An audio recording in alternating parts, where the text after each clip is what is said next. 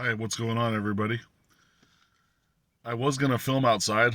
It's a beautiful day today, but I had to change locations 3 times. And every time I was setting up my camera, someone was come near me and started making a bunch of noise. And I'm like, that's interesting. It's like it was like were trying to stop me from filming for some reason. There was like a, um, some sort of intention out there to stop me from filming. And even now, I'm parked in the middle of nowhere, and someone's pulling up right behind me. Oh my god, this is crazy. Um, Wonder what's going on. But I must be attracting things, whether they're good or bad. But I kind of like I have a hard time filming if I'm distracted, right? So, anyways, to segue into this, maybe we'll talk about intention.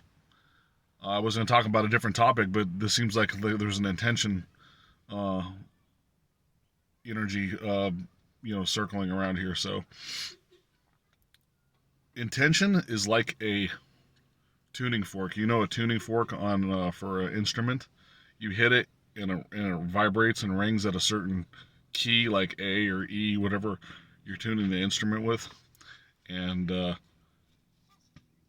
what you're trying to do is with your intention and your vibration, you're trying to tune yourself into that certain frequency or that certain quote unquote key, if you will. If you were talking about music, it's called the key. Whatever letter, note, root note that you're playing the song in is called the key. And our consciousness, you, we have 3 different types of consciousness. There's current consciousness, where you're awake consciousness, the kind of like how you're talking through right now, and there's the superconscious mind, and then there's the subconscious. Now, consciousness is not really local. You think it's here, but consciousness is actually connected out there somewhere. The energy field around the wherever it's going, and wherever it is in the cosmos, consciousness is not technically local.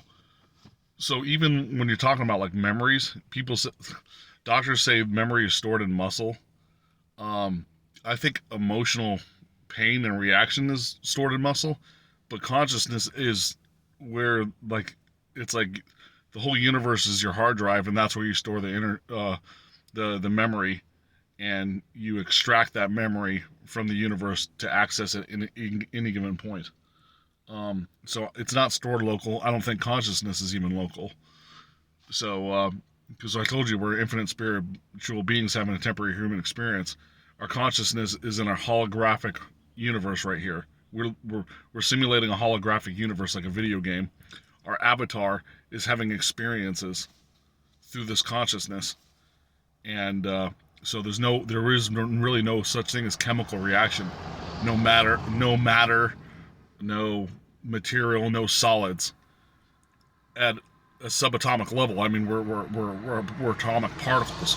It's pure energy charge. I've talked about this in the other video.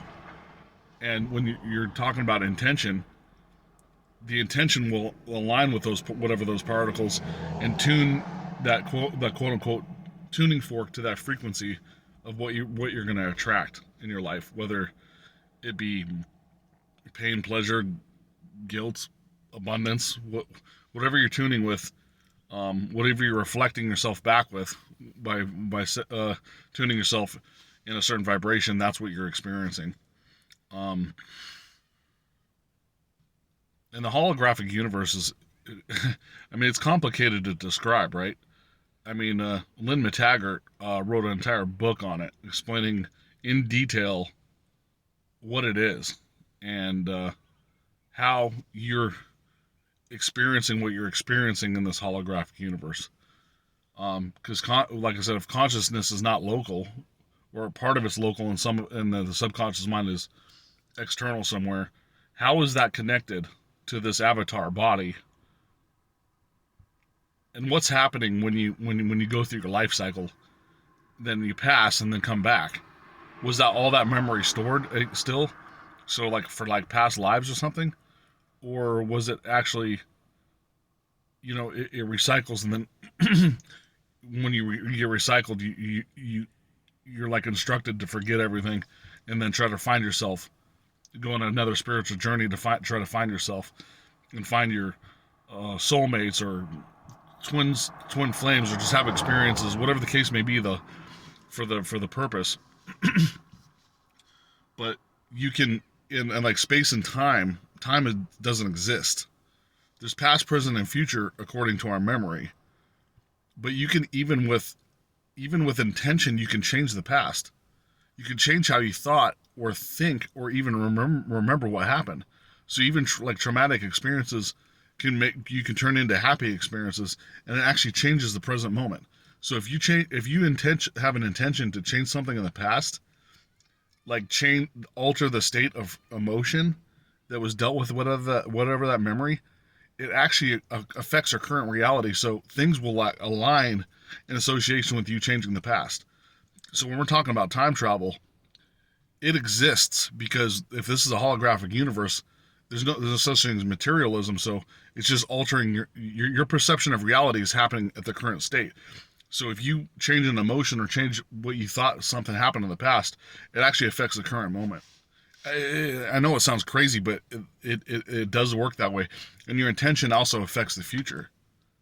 So is your intention not only present in this current present time, you can affect the past and the future with intention. That's why it's so powerful. And when you're using affirmations like laws of assumption, using your intention, that like it actually alters your reality, because your thoughts become reality. My book's titled "Reality Is What You Make It," which I'll have published this coming up year. And that's what that means, is you're creating your reality, and it's mostly through intention and like how you think and your thoughts.